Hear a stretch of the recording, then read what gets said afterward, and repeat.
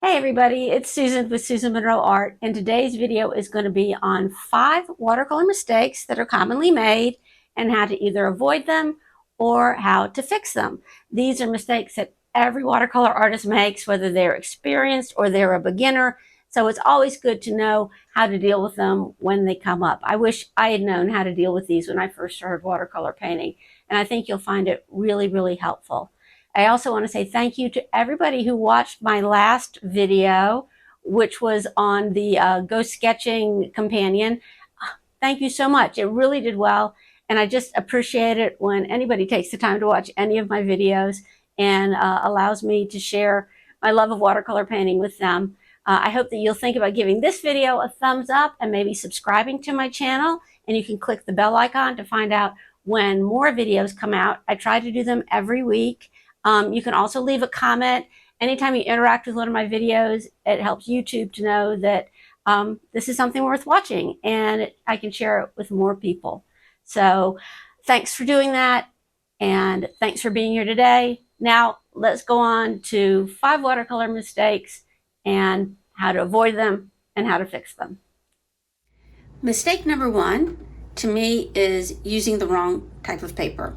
And a lot of people will start out with using the wrong type of paper because it's cheaper, and if they don't want to invest a lot of money in a hobby they're not sure they're going to pursue, or perhaps they have some financial restraints, they can't spend a ton of money on the best supplies. If you can't afford the best supplies, that's okay. Get some better supplies. For example, this is Canson mixed media paper. A lot of people get this because it's very affordable. Canson also makes a watercolor paper that I'm not crazy about. Sorry, Canson, I don't mean to knock you. But you can see mixed media, it says it's for acrylic, watercolor, pen, and pencil. So to me, this is like buying those bottles of shampoo and conditioner in one.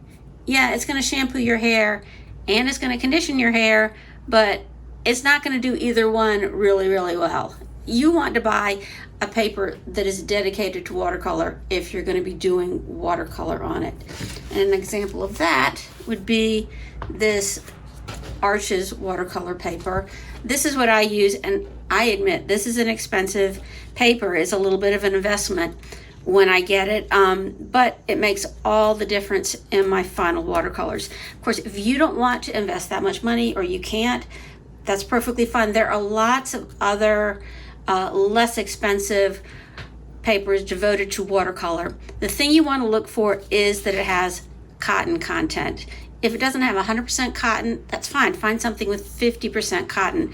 But a paper like this Canson is made with wood pulp. That's not going to accept the paint as well as 100% cotton paper. This is going to soak in, the paint will soak into the paper.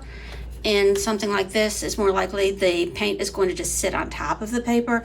You won't be able to blend as easily, and it's just going to magnify any other mistakes that you make.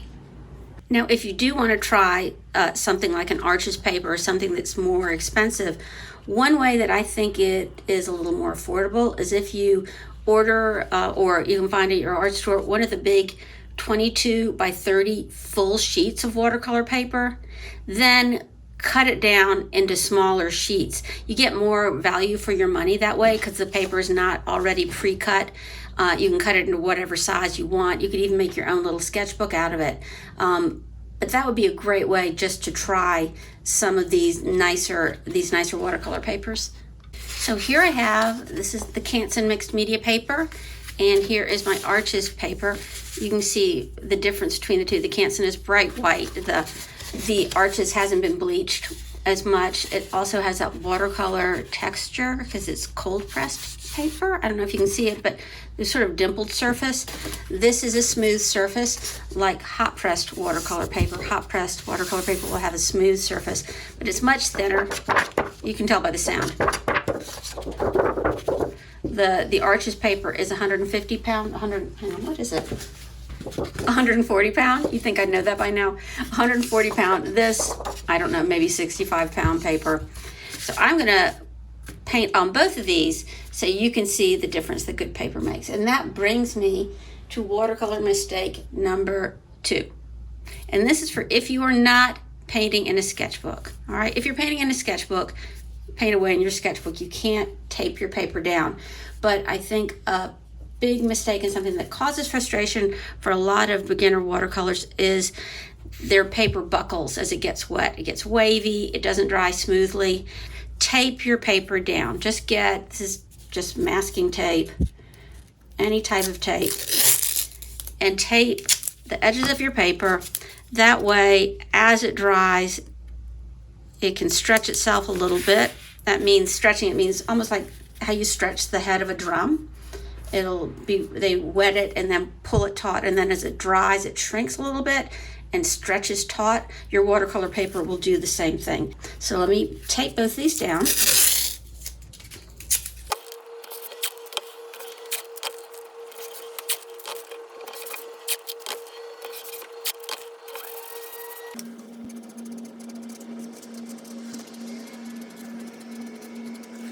Let me show you a really quick, sort of easy way to stretch your paper. It's not sort of going whole hog, but it is going to help you a little bit. Again, don't use this on the mixed media paper, but I want to get the sizing off it. Just like you buy new clothes, they have sizing in them that makes the clothes sort of hold their shape, I guess. And you want to wash your new clothes to wash out that sizing before you wear them. The same way I want to wash the sizing off my watercolor paper before I use it. So I can tape it down. Just get a wet cloth, wet paper towel, something without lint on it. And I'm just going to wet the whole thing like this. Then sort of pat it off, let it dry, and my paints are gonna go onto that paper so much better because the sizing is off of it, and they'll be better able to soak into the paper and stay there. I think next week I'm going to show how I really stretch my watercolor paper before I paint with it, so you can look out for that next week. But this is a good sort of stopgap for just doing sketches or something quick and fun that you want to do, and it's going to keep your paper from wrinkling up. Now I'm going to dry it with my hair dryer. Mistake number 3 is using too little water or too much water. So if I use too little water, my paint is going to come out scratchy looking. I'm going to be working to cover an area, and you'll be able to see these little dimples in the paper, the ridges in them, very easily, and I'll have to go over and over and over trying to cover them. Same on here. I'm ending up with tread marks, basically. Anytime you see a tread mark like that and it's not some special technique you're using, that means your brush needs more water, okay? On the other hand, the other mistake I see a lot of is too much water. Too much water will show itself like this. Let's switch colors. Okay, say I'm painting a leaf shape. It's a pink leaf.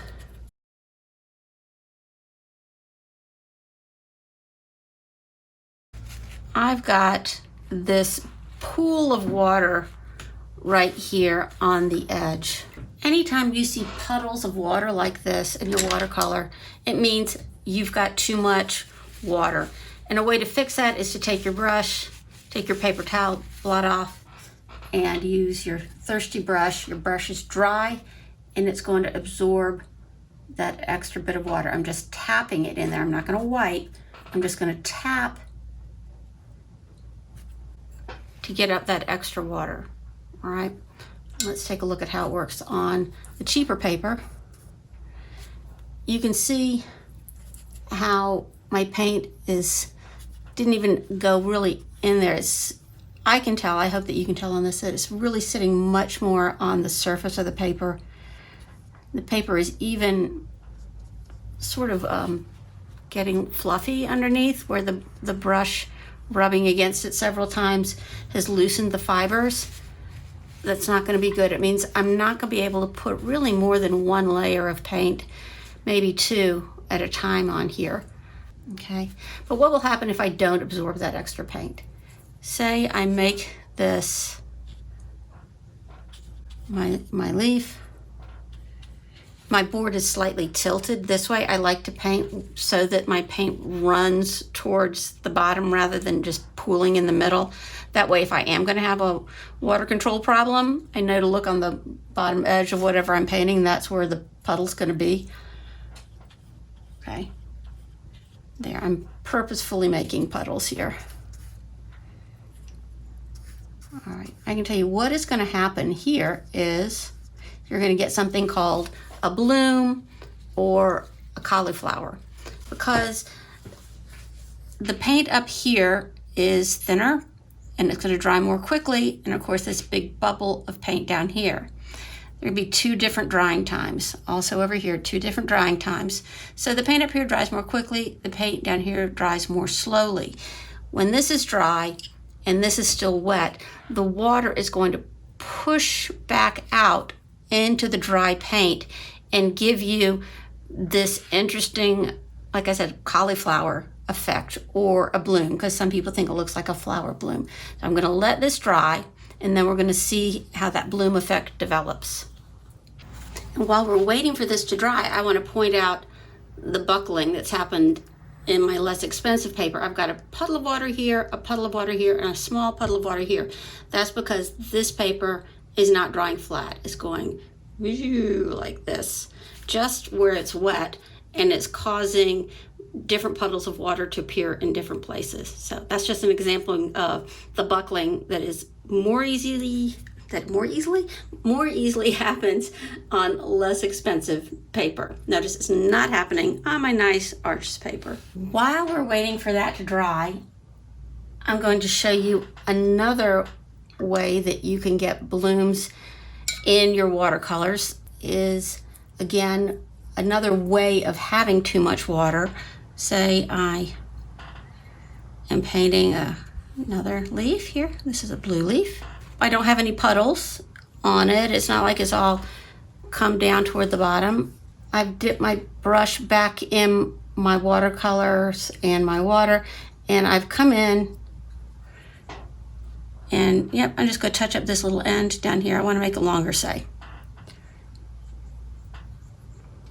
All right, this second brush full of water, of paint, had more water in it.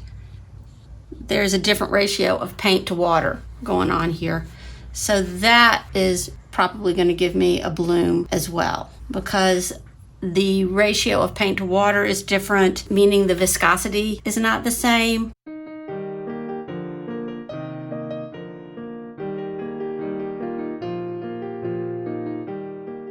So this water is again going to push the paint back. I think you can already see it starting to push the paint away. This drier area, of course, is going to dry more quickly. And this area down here where I've added the paint with more water is going to dry more slowly.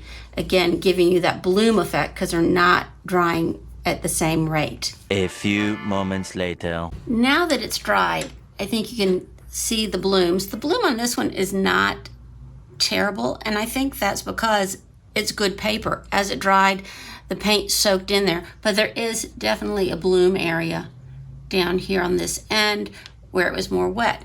I can see the same thing here. This line along here shows the bloom. It's lighter down here, darker up here, lighter here, darker here. On the mixed media paper, as I said, it will just make any problem that you're going to have worse because it's not watercolor paper. This is a great example of a bloom, or you can see why it's called a cauliflower here where it dried unevenly. And up here, this is a different sort of bloom just because the problem was more paint that dried more slowly. This is more water that dried more slowly, and it's made these just dark splotches. So now that we see that, everybody gets these. Everybody has them in their watercolors. No matter what you do, sometime you're going to get one. How do you fix them? I think the easiest way to fix one is to simply re-wet the whole area lightly. You're going to stir back up these little particles of pigment very gently. I'm going to redistribute them with a damp brush. And now it will re-dry and the bloom should be gone.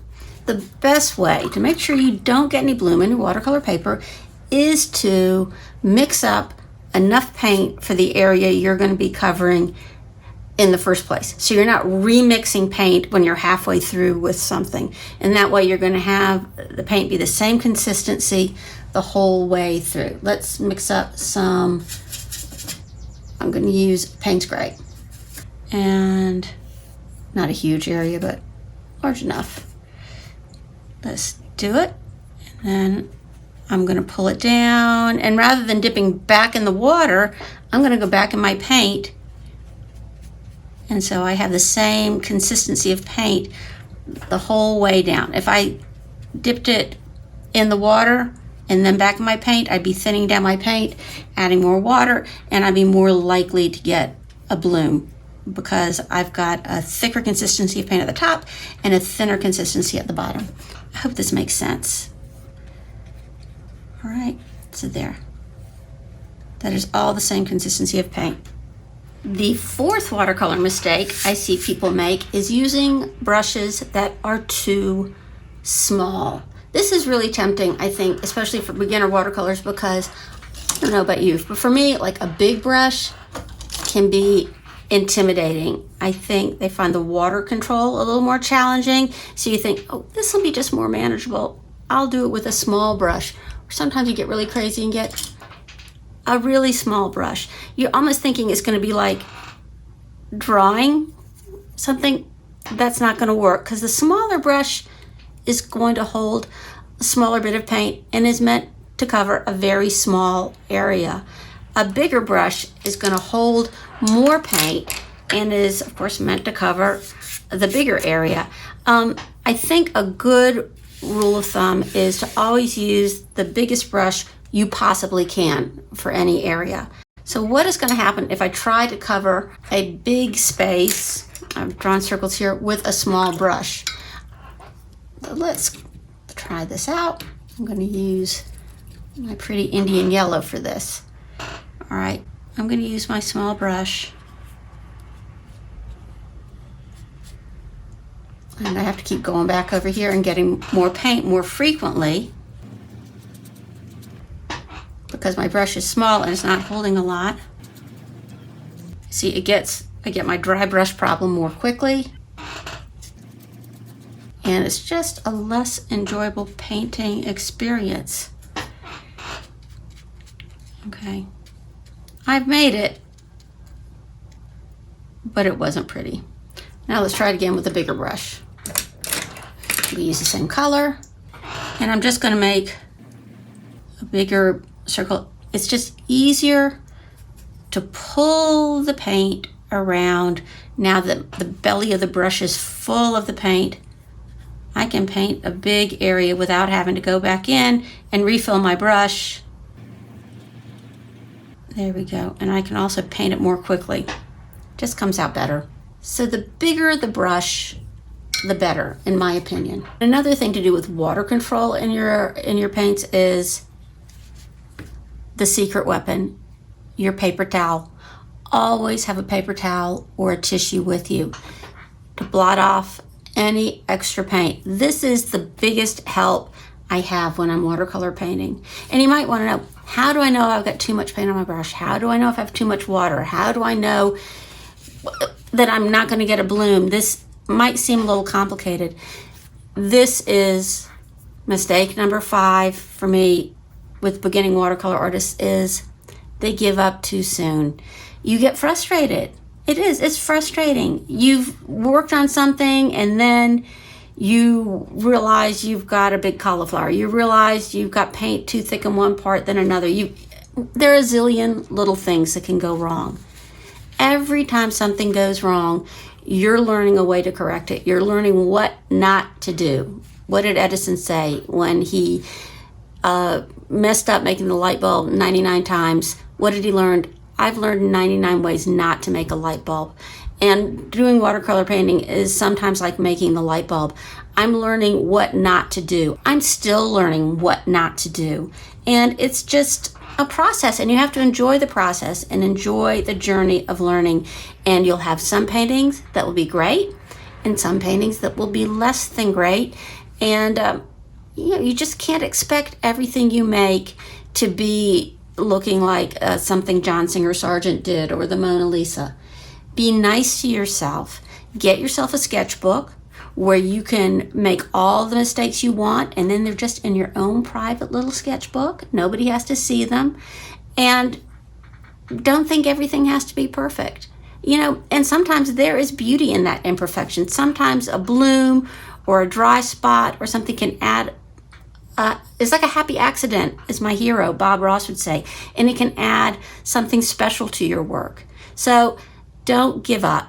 Keep practicing, keep painting, and your painting will get better every time. So that's all I have to say this time. Thank you for watching my video. Thank you for giving it a thumbs up and subscribing to my channel if you've liked what I have to say. I hope this helps you a lot with your watercolor painting. I hope you won't give up with it. And good luck with everything. Happy painting. Bye-bye.